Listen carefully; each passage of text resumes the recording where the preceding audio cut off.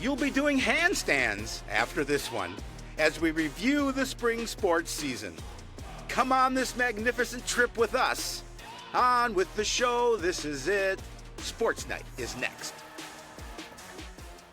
Hello, everyone, and welcome to Sports Night. I'm Joe Young. And I'm Howie Shapiro. And Joe, it's the last Sports Night of the year. I believe that's about all, folks. That is all, folks. So, and I'm glad you got one outstanding reference in Yes. at the end. This will be it, the last show of the spring season of the school year, but a lot to talk about, reviewing all 9 programs. We start the review with the last team in action, track and field team, and their 20 state qualifiers. This program just keeps getting stronger. Their numbers have grown tremendously over the past couple of years, and that's leading to better results all around. The Cardinals have really embraced the one-team motto, and aside from the score sheet, the boys and girls all fly together. They train together, they cheer each other on, and then they celebrate together. In competition, the boys fared a little better. They won the Cardinals invite and were finished second at Blaine. But they were just 6th at True Team and 9th in the conference. Still, they sent 11 athletes to the state championships in 7 different events, including 3 of their relays. Only 3 of those are seniors, so they'll have a lot of state experience coming back. Boys had 11 seniors total. While all have been great leaders, there's so much talent and depth in the program, it's easy to believe they'll continue to get even better next spring. On the girls' side, it was another strong year, moving upward and onward. They opened the season with a solid 3rd-place finish in Cambridge and followed that by taking 4th in the 12-team Osseo Invite. They have tremendous athletes throughout their lineup, but they're still young and working on the depth. That will lead to more continued success. The Cardinals were 8th at True Team and finished 10th at the conference meet. They finished on a super high note, nearly doubling their number of athletes they sent to state and bringing home an impressive haul of hardware. Freshman Gia Ogroski won 4 state titles in wheelchair events, and while she faced little or no competition, the fact that she pushed herself all season long to get stronger and faster says something about the heart of an athlete. Senior captain Gladys Boyce was outstanding all year, finished 3rd at state in the shot put. She's one of 4 seniors who ended their careers at state. Shania Horton was there in the high jump, and Solange Barkin and Malia Galama were there 2 years in a row in both the 4x1 and 4x2 relays. Those are some great leaders, but that's also half of their graduating class. Only 8 girls from a team this size that's continuing to grow means there should be a lot of optimism for the future. And there are your seniors for the boys. Demillion Jones, a fantastic finish, went to state in 3 events this year. Loic Jota was a 2-sport captain, also a captain for the football team. He went to state in the hurdles 2 years in a row. Cam Cummings-Coleman also finished at state. The rest of those guys, just outstanding leaders that will definitely be missed. Mason McCutcheon, the throwing captain. Cody DeGogo, just one of our all-time favorite all-around athletes. Caleb Zena, Daggy Alimu, Josiah Yancey, Chris Monami, Jacob Thoen, and Kingston Akinola. On the girls' side, Gladys Boyce, Solange Barkin, Malia Galama, Shania Horton, Nadia Uribe, Naya Fruth, Emerine Quinones, and Josephine Senegali. That was a mouthful. You know what? A few of them. This was a fun, both boys and girls squad to watch all season long, and the fact that they sent 20 athletes to state, amazing. And we, certainly congratulate them and wish all the seniors well. Each year they keep sending more and more athletes, and we thought maybe with the lineup they had, this would be the chance for the boys as a true team. Yep. Didn't come together in that meet, but both teams will have a lot coming back next year For sure. Well, the baseball team didn't have as much success as they had hoped to, but they did make solid progress from start to finish. There are a lot of unknowns for this Cardinal club coming in. Don Garlick became just the 4th coach in school history as he inherited a very young team that had lost a lot of top players to neighboring rival. Cardinals struggled at the plate, in the field, on the mound as well to start the season. It led to a lot of extra bases and extra runs for their opponents, and the Cards didn't score their first run of the season until Game 4. But all of those issues seemed to lessen as they moved through the season. By the end, they scored 7 wins, and they were much more competitive in their losses. Highlights of the season included inducting legendary coach Don Bright into the Wall of Fame and ending 5th-seeded Anoka's season with a win at section. The Cardinals will lose 4 seniors who played pretty much every game, but the rest of the roster showed great progress this season and outstanding potential for the future. And remember, for Coach Garlick, this was a foundation-setting season. He is hoping to return the Cardinals program to the prominence sooner rather than later.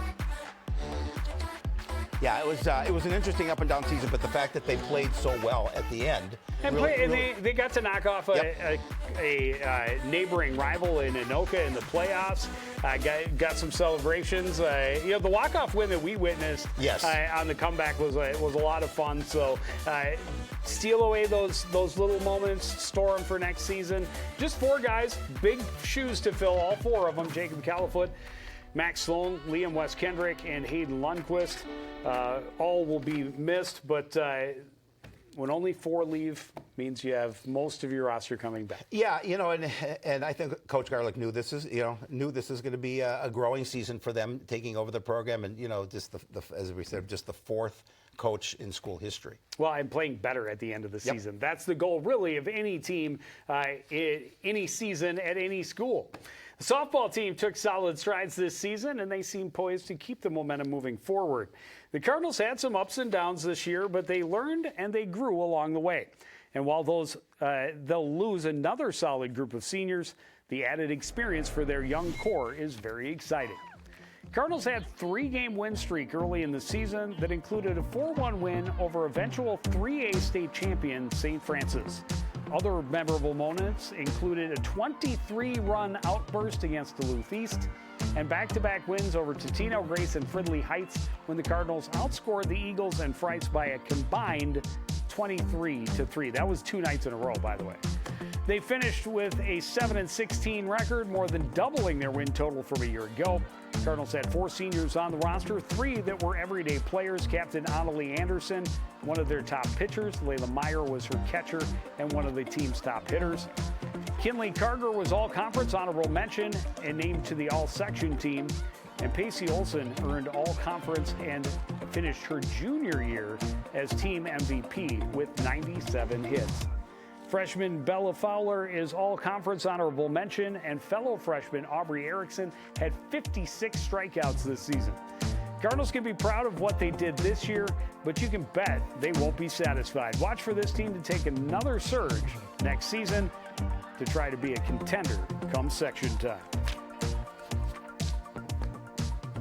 There are your seniors, Annalie Anderson, Kinley Carter, Layla Meyer, and Svobany, who saw limited time throughout the season. They lost Annalie for a little bit with an injury, and injuries to key players throughout the year plagued the team a little bit, but stepping in the right direction. Again, 7 wins to some programs would not be something to smile about, but when it's twice what you had the year before, things are headed in the right direction. It's called growing, and you're trying to grow the program. And obviously, you did lose 3 pretty good contributors to the program, but they'll replace that. And I know a lot of these girls play during the off season and continue to hone their skills. Well, and you have a junior captain that's almost at 100 hits already. Yep. And you got 2 girls in Fowler and Erickson who yep. Played as 8th graders and now are through their freshman year. They're just going to continue to get stronger. Should be fun to see. Well, the boys volleyball team, they took a step forward in a year 2 as a varsity sport, and the Cardinals hope that trend will continue. The program has great numbers, and that's important because they're going to have some massive holes left from graduation. But they also have some younger players who have shown they're ready to take the reins. After a bit of slow start, the Cardinals won 5 of 7 matches, including conference wins over Anoka and Champlain Park. Throughout the season, win or lose, it seemed every set and every match was extremely close.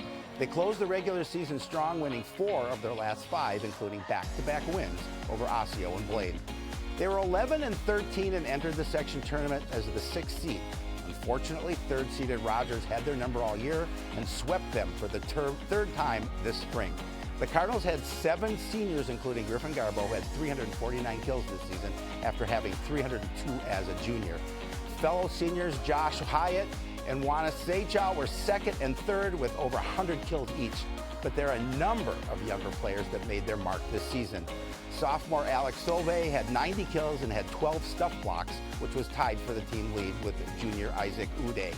Junior Nemo Chang led the team in serve receives by more than 50, and fellow junior Caden Yang had 30 aces and almost 500 assists. So while they'll be hurt by graduation, these Cardinals seem primed to fly even higher next spring. It's going to be a very tough group to replace. The first 2 years, obviously, are kind of the founding members of the program at the Coon Rapids High School. Griffin Garbo, just an outstanding attacker. He will be very difficult to replace. Juana Seychau, Alvin Yang, Josh Hyatt, Jordan Vu, Omar Omana, and Isaiah Matson, the seniors for the Cardinal volleyballers. And but you mentioned there's some guys to watch, and anytime the other team is serving, they always seem to find Nemo Chang. Very good. I didn't work it into the script. We're finding Nemo. That would be great. All right, well, consistently solid could be the tagline for this year's boys golf team, and they'll return some of their top guys. Turnover is unavoidable in high school sports, but this year's Cardinals did it right. They had a solid senior group finishing strong and setting the table for some younger talent to carry forward. You can see the skill from day one when the Cardinals finished middle of the pack at the Bunker Invite. They posted a .334 that day. They followed it up with a .333 in the first conference match of the year. Those were their best team scores of the season. But as I mentioned, extremely consistent all season. They finished the year with an average of .340. They kept it low by scoring 4 players in the 80s more often than not. And on the flip side, they had just one round over 100 in almost 70 rounds played this spring. They had 5 guys who finished with an average in the 80s. Only 2 of them are seniors. They did have 5 seniors, 3 who played almost every match. Captains Jackson Barsness and Andrew Clark, along with Cole Carlson. Sophomores Noah Newquist and Fox Holte earned all-conference honorable mention for the Cardinals this year with team best averages of 85.25 and 85.2 respectively. Junior Jason Bob wasn't far behind with an average of 86, and a couple of other underclassmen looked good in their limited varsity round. So lots of optimism moving forward for Coach Bruggers and the Cardinal boys squad. There they are, Jackson Barsness, Andrew Clark, Cole Carlson, Zach Bushy, and Connor Young. Bushy had 1 or 2 rounds this season, did relatively well. I don't know that Connor got out, but I know he was there at the JV level and doing what he wanted to do is finish his season on, or his career on the golf course. I'll tell you what, anytime that if you're a good golfer and you get an opportunity to play high school golf, it's great because a lot of times they get out of school a little bit early, get on the course, play some golf. No, that I should have taken up golf early, and then maybe I would have been able to do that. Right. Well, I'll tell you, for the seniors, what a way to finish it. Yeah, absolutely. Win, lose, or draw on the golf course, going out on top. Love that. Well, this was a transitional season for the girls golf team, and the Cardinals stayed at the course all year long. Last year's team, well, they were the first in decades to qualify 4 girls for day 2 of the section tournament, but 3 of the 4 moved on. Most programs would need to rebuild after that, but this roster was ready to shoulder the load. Cardinals weren't going to blow anybody away with their scores, but their consistency and their steady improvement made it a season of a model you would hope to see. The Cardinals' worst score of the season, .436, came in the opener at Bunker Hills. Their final 2 rounds of the year at the same course for the conference and the section championships, a .414 and a .418 respectively. That's pretty significant improvement over a very short season. Cardinals had 3 seniors who played in nearly every event. Morgan Severson and Sophie Abels, both 3-year letter winners, and Captain Caitlin Davis is a 4-year letter winner and earned all conference honorable mention this season. They will all be missed. But the Cardinals, they've been very exciting players at the younger levels. Sophomore captain Avery Anderson was by far their top player this season. She made the second day at sections for the 2nd year in a row and was named all-conference for the 2nd time as well. Freshman Millie Ross battled an injury all season, but she showed potential. She was the only other Cardinal that, other than Anderson, to post a sub-100 round. Sophomore Megan Dane and junior Hushi Jawadi also got the opportunity to play some varsity rounds. So those 4 should serve as a solid foundation to build upon for next fall. Yeah, having consistency at the top is always nice, especially in the game of golf. Caitlin Davis, Morgan Severson, and Sophie Abels, again, played every round, I think, except for one.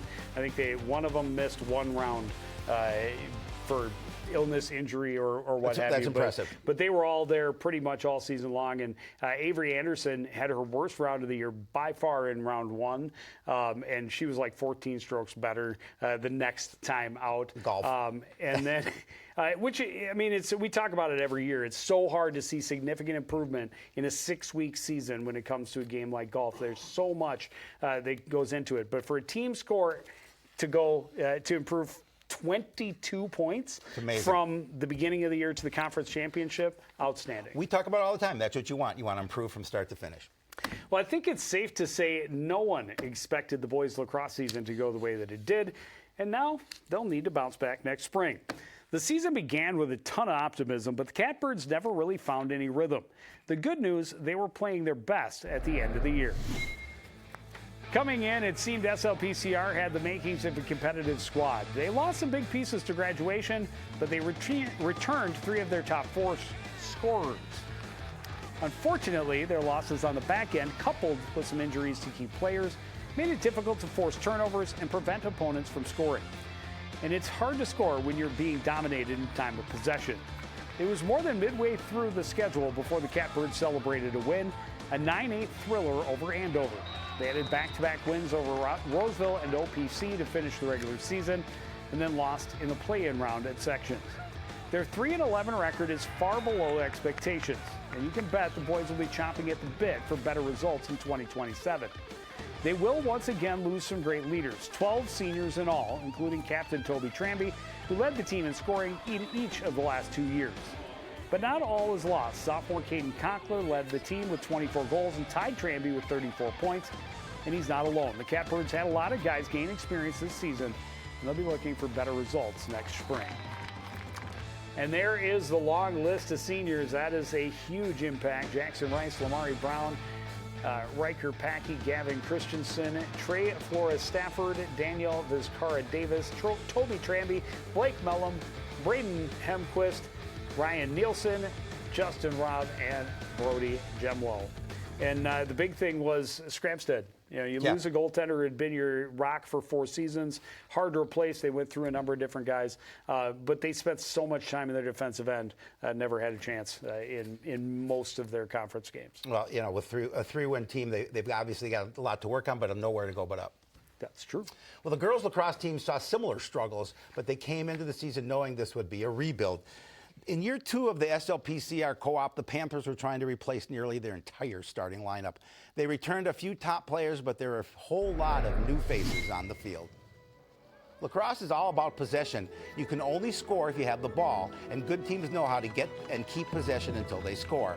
It makes it exceedingly difficult for a young and inexperienced team to get any confidence when they face elite competition in the Northwest Suburban night after night.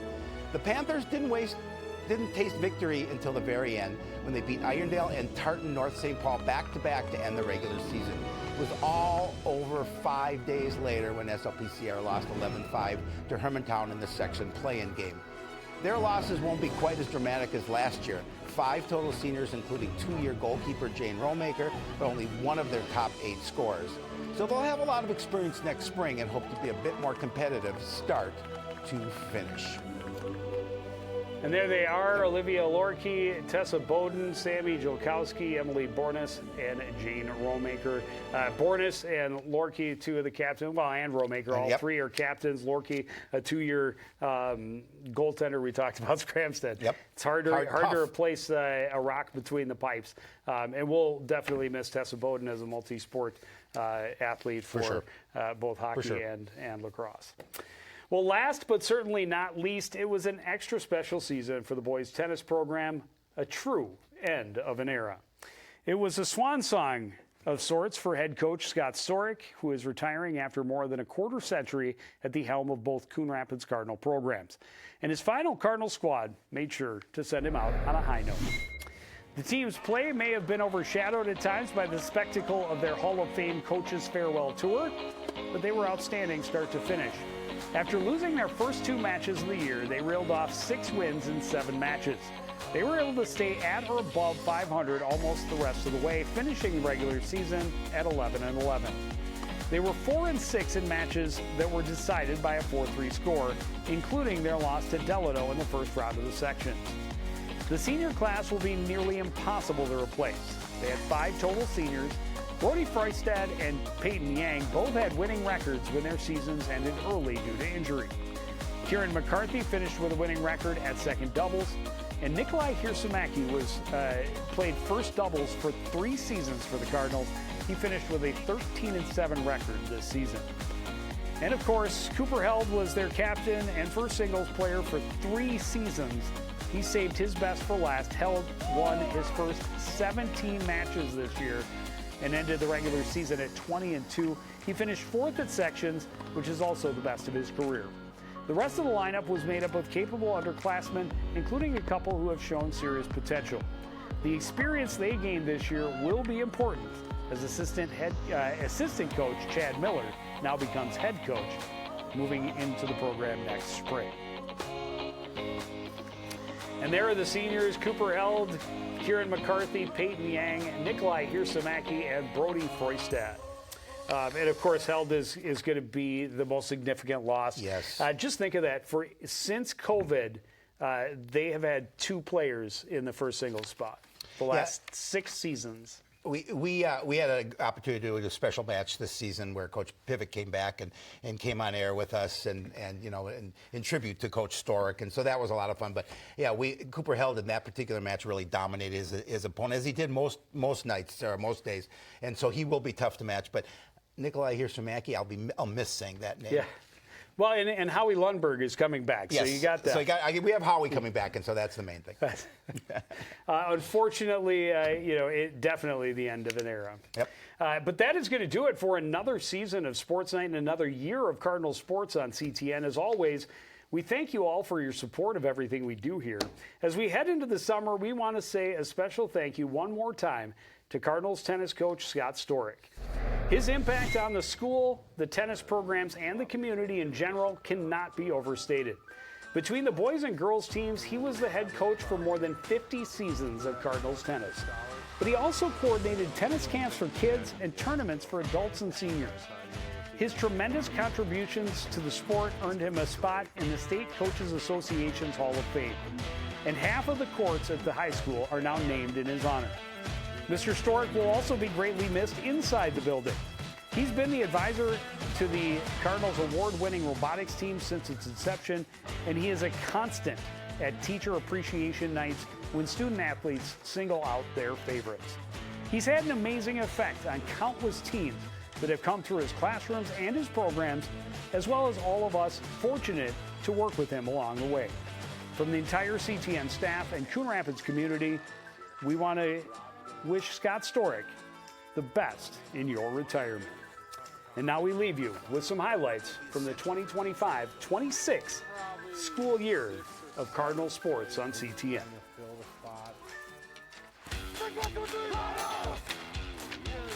And that was it. What a beautiful goal.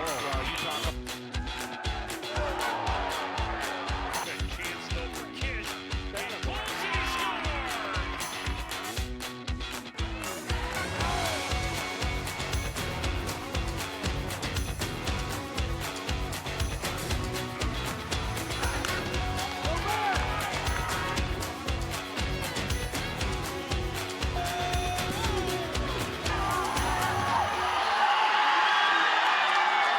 Steps up, still looking downfield for a walk. Has a man, but Rodlisi all alone behind the defense. He is gone. An 80-yard Coon Rapids touchdown.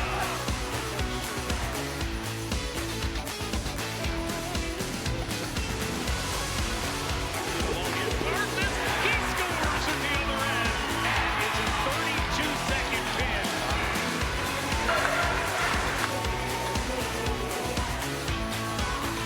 Cooper drives right down the lane and scores.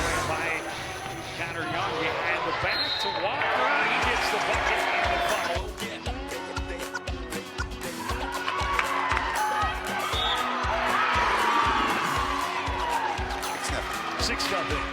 And they handled them. Deflected out